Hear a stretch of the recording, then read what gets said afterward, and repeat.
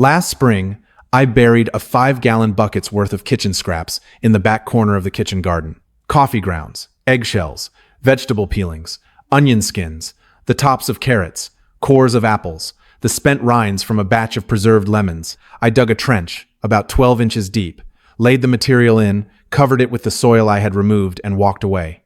6 weeks later, I planted a row of summer squash directly over that trench. By midsummer, those plants were producing faster and larger than any squash I had grown in the previous 3 years.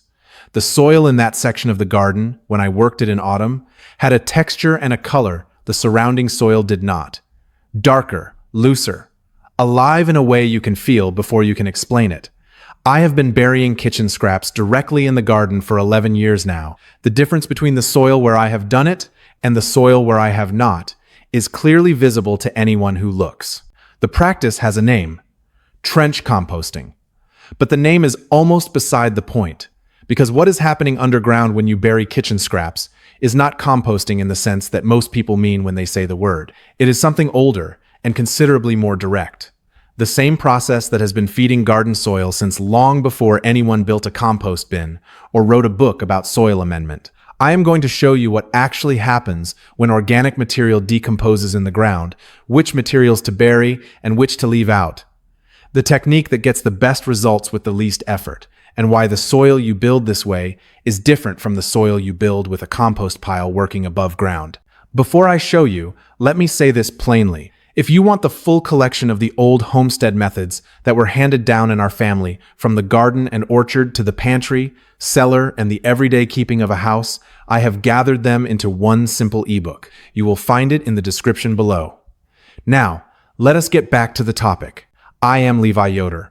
I was raised plain here in Lancaster County, Pennsylvania, and the kitchen garden behind this farmhouse has been in continuous production for 4 generations. My grandfather never built a compost bin. He did not need one, and the idea would have struck him as an unnecessary step between the kitchen and the ground that were already adjacent. Every scrap that came out of the kitchen went either to the animals or directly into the ground, and the ground in this garden reflects that practice across the decades. When I dig in the oldest sections of this garden, I find soil with a structure and a biological density that took generations to build, dark with organic matter, soft enough to push a stake into without a mallet, producing every year without the addition of synthetic fertilizer. The practice that built that soil over 4 generations of continuous use is what I am going to show you now. Here is what happens underground when you bury kitchen scraps, because the mechanism is worth understanding before anything else. The moment organic material enters the soil, it becomes food for the soil food web, the community of bacteria, fungi, nematodes, protozoa, and earthworms that inhabit healthy ground in numbers that would be difficult to believe if you could see them. These organisms do not wait for material to be composted above ground before they can use it. They begin processing it immediately, wherever they find it, in the dark, at whatever temperature the soil holds. Bacteria colonize the surfaces of the material and begin breaking down simple sugars and starches within hours of burial. Fungi extend their thread-like hyphae into the material within days and begin breaking down cellulose and lignin, the structural components of plant cell walls that bacteria cannot address as efficiently on their own. Earthworms migrate toward the material from the surrounding soil, drawn by the biological activity and the additional moisture, and their continuous passage through the decomposing material and the surrounding ground physically aerates the soil while depositing castings that are among the most biologically active and nutrient-dense substances that occur naturally in any garden. 6 weeks after burial, most kitchen scraps are reduced beyond recognition. 8 weeks in, the space they occupied is indistinguishable from the surrounding soil, except that it is richer, structurally looser, and measurably more capable of supporting root growth. The nutrients that were in the coffee grounds and the vegetable peelings and the eggshells are now in the soil in forms that plant roots can absorb directly. The above-ground compost pile does the same biological work, but it does it away from where the plants are growing and then requires a transfer step, turning the finished compost into the bed and working it into the soil to get those nutrients where they are needed. Trench composting eliminates that transfer entirely. The decomposition happens in the root zone itself, 6 to 12 inches below the surface, precisely where roots are already actively foraging for nutrients. What releases as the material breaks down is immediately available to the roots surrounding the burial site. The earthworms that come to the material are already in the garden, and their activity improves the surrounding soil rather than the soil around a bin at the far edge of the yard. The fungal networks that colonize the buried material extend their hyphae outward into the surrounding root zone as they grow, increasing the mycorrhizal density of the soil in a radius around each burial site. What you are doing when you bury kitchen scraps in a garden bed is feeding the soil biology at the location where the feeding is most useful, rather than feeding it somewhere else and then manually moving the product of that feeding to where it was needed all along. What to bury and what to leave out. Almost any plant-based kitchen scrap goes in. Vegetable and fruit peelings of any kind, coffee grounds and paper coffee filters, tea leaves and paper tea bags, eggshells, which decompose slowly but contribute calcium that persists in the soil for years, bread and grain in small amounts, cooked vegetables without heavy sauce, spent material from juicing, paper and cardboard torn into small pieces, which provide carbon and structure as they break down alongside the faster decomposing material. Citrus peels, slower than softer material, but fully broken down given enough time. Leave out meat, fish, bones, and dairy, which decompose through a bacterial pathway that produces significant odor and draws animals. Leave out material treated with pesticides or herbicides. Leave out large quantities of high oil material, which slows bacterial activity. The list of what goes in is far longer than the list of what stays out. The technique for burying depends on the scale. For a kitchen garden in regular production, my preferred method is the trench system. Dig a trench 1 foot deep and 1 foot wide along one edge of the bed. Fill it to within 4 inches of the surface with kitchen scraps, packing the material loosely so there is air in it for the aerobic bacteria that do the fastest decomposition work. Cover with the removed soil and mark the location clearly. Plant over the trench after 4 to 6 weeks. The following year, dig the next trench 1 foot over.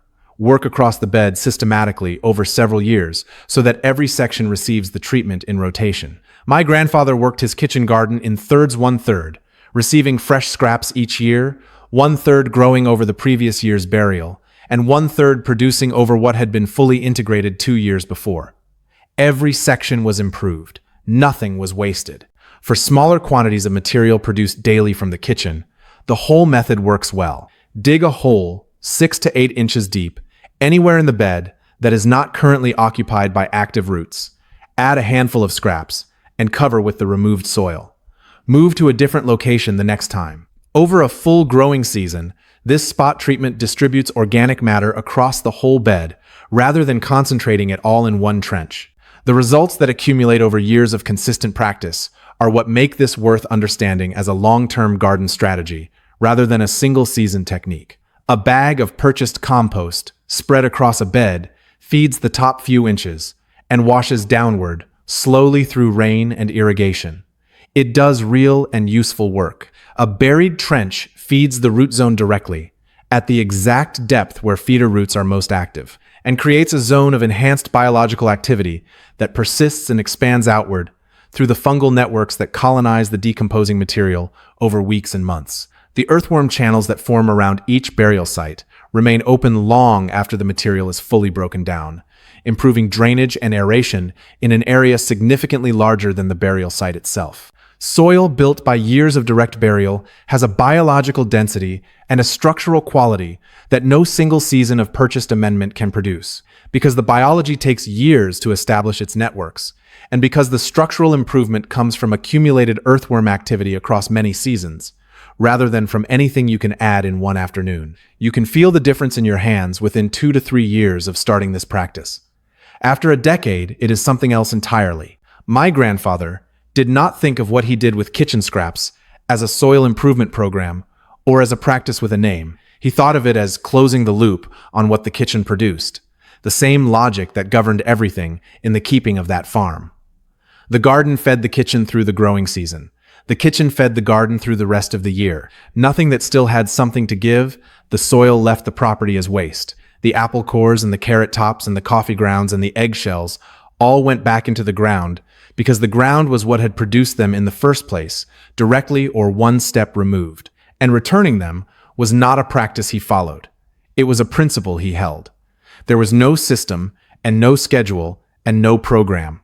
There was simply the understanding that the ground that fed you deserved to receive what you could give it back. That understanding, maintained across 60 years of gardening on this same ground, is what built the soil I am still working in today, and what is still building under every section of this garden where the practice continues. Tell me in the comments what you are currently doing with your kitchen scraps, compost bin, municipal pickup, the trash, or something else entirely, and whether you have ever tried burying directly in the ground. And tell me your county and your state while you are there. Soil and climate vary enormously across the country, and I always want to know what people are working with and what their garden looks like under their hands. I read every single one. Next time, I am going to show you the specific kitchen scraps that do the most work in the soil, and exactly how to prepare each one to decompose as fast as possible. The banana peel that releases potassium most efficiently when buried one specific way rather than another, and the eggshell that takes 2 years to break down unless you treat it first, and why that treatment matters for the calcium you are trying to get into the root zone. The people who built this country with their own 2 hands knew things we are only just now beginning to truly remember.